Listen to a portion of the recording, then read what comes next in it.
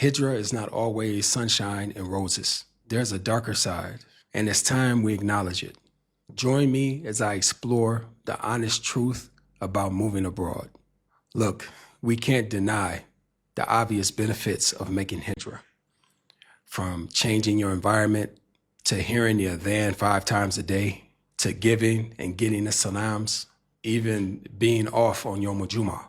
Almost everyone fasting during the month of Ramadan.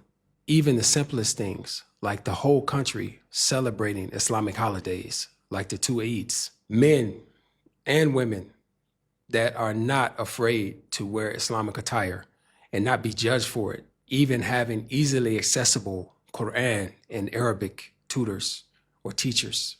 Being surrounded by families. The immense love and respect for women and children. And people who consider it an act of worship to maintain and take care of their families. The general overall safety and feeling of security. People who care for one another and help one another. But there is a bad side. You have cultural religiosity. It means that people are practicing certain practices on a cultural basis, but not necessarily on an Islamic basis. Some are familiar with the Islamic basis for the things that they do, and others are doing it simply out of habit and culture. The feeling of being like a walking ATM, where everyone thinks that you have more resources than they do. The crazy amount of scams available. People come to your home and they fake like they're authorities or from the health authority or some authority. And they come in your home and they spray the toilets or spray the drains. And then they say, okay, that'll be 200 pounds or 100 pounds. And then they take the money and leave. We told a story on this channel some years ago about a brother who was stopped by what he thought was the secret police. And the secret police asked him, go to your home and give us all the money that you have so we can see if there's any funny business with your money. So him thinking that these guys were the police, he went up, he grabbed the money that he had, the dollars that he had. They looked at it, they looked through it, and then they switched the dollars out with just paper, and they gave it back to him, and then they pulled off. And he was left with an envelope full of paper. Petty theft is abundant, where if you're on a crowded bus, you have the possibility of getting your wallet stolen or your money stolen out of your pocket. One time I was standing on the corner and I was in a deep conversation with a friend. We were talking and somebody came up to me and they were trying to talk to me. So I said, okay, man, I'm busy, And he noticed that I was busy. So he decided to do a move. Like he was just explaining this move that they learned, some type of martial art move. And when he did that, I snatched away. And then he just said, okay, sorry. And he walked back. And then when I felt my pocket, my wallet was gone. Petty theft happens. And then sometimes it's not so petty. Another example is when a friend of mine was walking his wife down the street and he was leaving my area and a guy on a motorcycle comes past and snatches his wife's purse. And then this brother starts running after him. And the funny thing is that I don't think that guy would have known, Allah saved him that day, what this person would have done for doing that. But the point is that it's there, it exists, and it's bad because you don't know what his wife could have had in that purse. It could have been her passport. It could have been the money that she needed for the week. It could have been anything, her IDs, everything just taken just like that from just walking down the street. There have been many cases of sexual harassment. In one case, a young lady was walking up the stairs and a delivery man was following her and trying to talk to her. And while he was trying to talk to her, if he got close to her, he tried to grope her. And this was announced on the different groups and everything and who this person was. And eventually the person got talked to. So sexual harassment is an issue, especially in certain areas. In some countries, there's a problem with bureaucracy.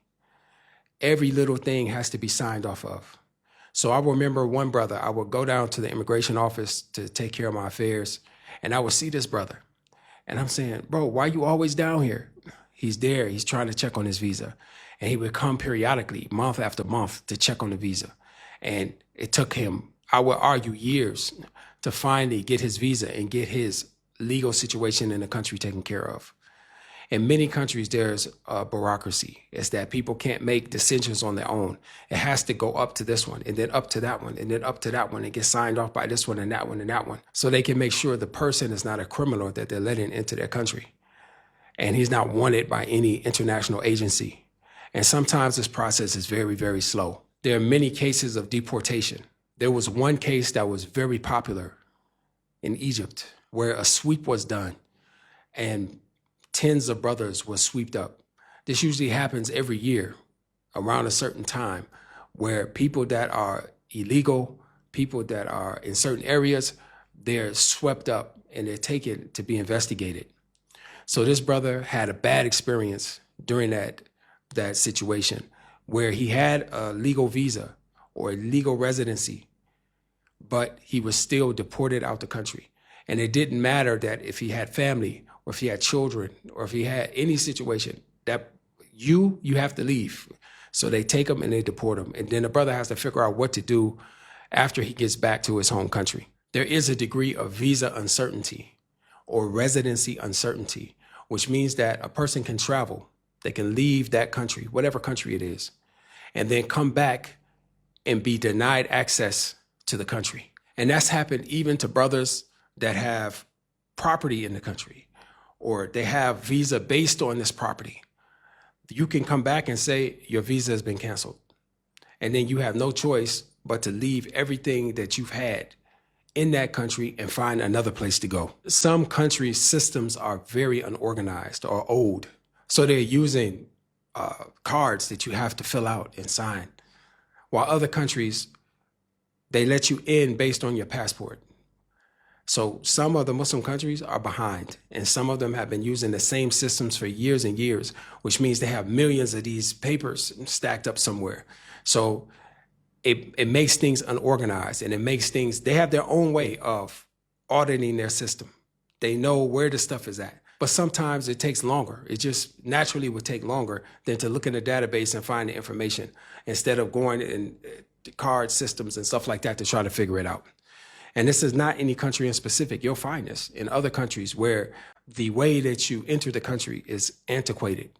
And they're using old styles that they may have been using for the last 20 or 30 years, and they haven't updated the process. And that can be for many reasons. In some cases, is that the tourist sector is not as built up as other countries, or they haven't worked on these processes like other countries have. But again, that's something that's pretty bad in a modern world. Now, that's bad, but then you have ugly. There was a brother who took all his possessions with the intention to moving. So he had things that he bought new, things that he had old, sentimental things like trophies and plaques and certificates and all these things. So he wanted to take those things and bring them to the country he moved to. But what happened was, when those things arrived in the country, the people at the dock, they would say, you need this paper. So he'll go and get this paper. Say, oh, and you need this paper and that paper. And as they asked for more papers, the more difficult it became to get these papers. At the end of all of that, the brother said, man, just give me my stuff. The person at the dock said, okay, just give us $25,000 and we'll give you your stuff. So of course the brother said, I'm not giving you anything to get what belongs to me. So he dropped it, he left it. And now all that stuff, who knows? In another case, there was a brother whose wife rides a scooter to go to the grocery store and go to different places. So while she was out one day, the police pulled her over and they asked her, where's her license? Where's your license? She didn't have a license. So they took her to the police station and she was arrested. So he sat for days to try to figure out, why did they arrest her and not just give her a ticket or bring her back home or give her a pass because she's a woman. And on top of that, she's a foreign woman. And you're not sure what's going to happen, if she's going to be deported, if she's going to be released. You have no clue. Speaking of deportation, there has been cases where a brother, he was just too liberal with how he talked. So people start to talk and people start to say, this guy, he's with this group or doing this thing. So these brothers get picked up and arrested and sent to the secret police and then deported. And then their families are left behind trying to figure out what to do. There was a sister that was sick and she fell down on the ground. And she ended up laying on the ground for a few days while her young children could do nothing about it because they didn't know how to use the phone or who to call.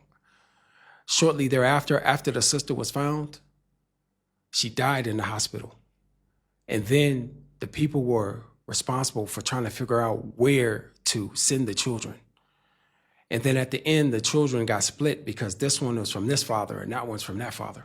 There are many incidents of foreign women, let's just say American women, marrying a foreign man, whether that be Egyptian or what have you. And the woman being abused, and it goes on silently for years. And nobody knows what's going on. So you find in some cases just outright abuse, and in other cases where the cultures just don't mix. And finally, I want to mention an event that took place recently in Egypt. There was a foreign man married to an American woman.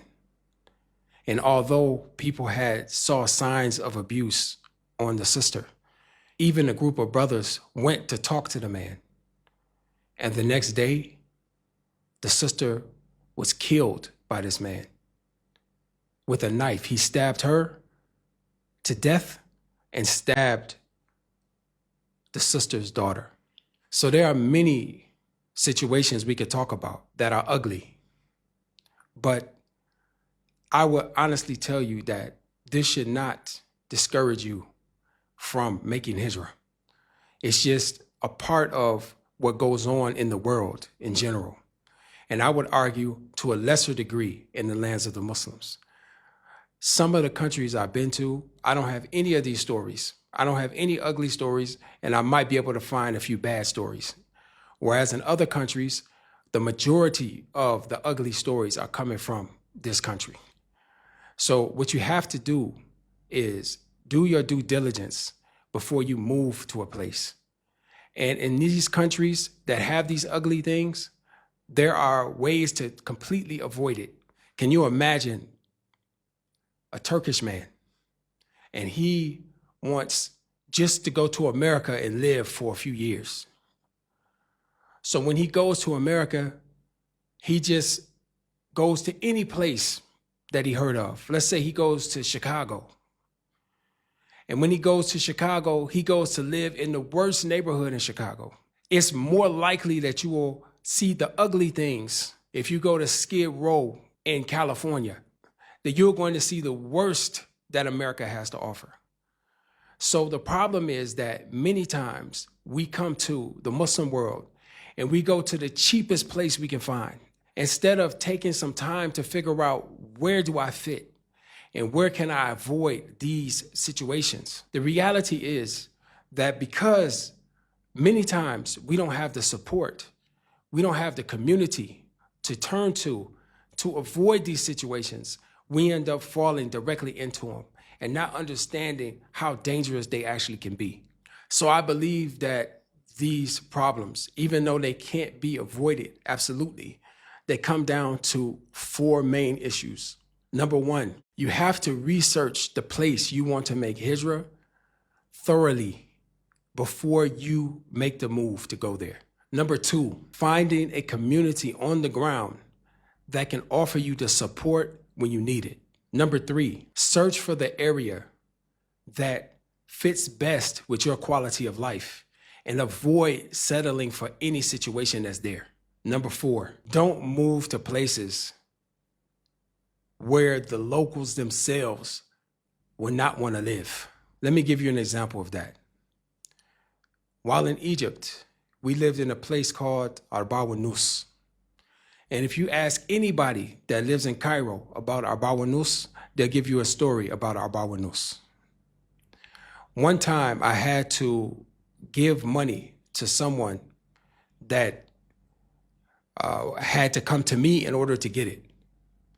So I met him up the street, not all the way in the back where we lived, but up the street on the main street. And when I turned the corner, he was looking around, visibly shaken, like scared.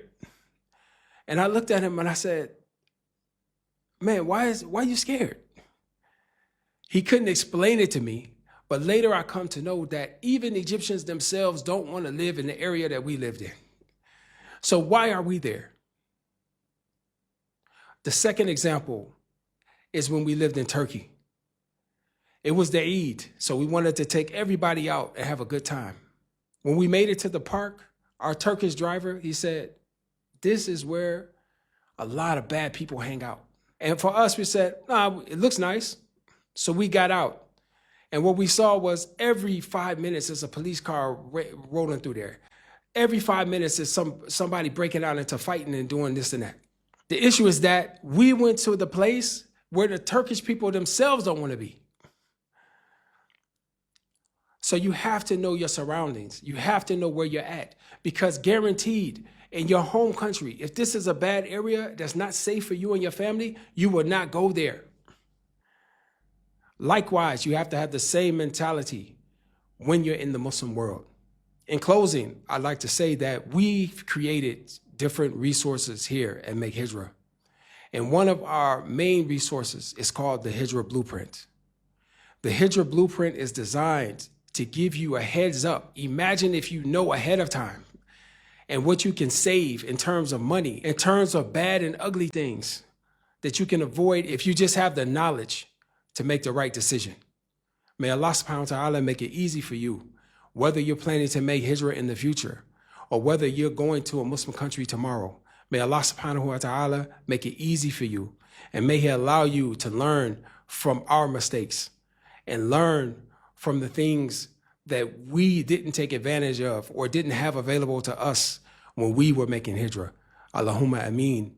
Assalamu alaikum wa rahmatullahi wa barakatuh.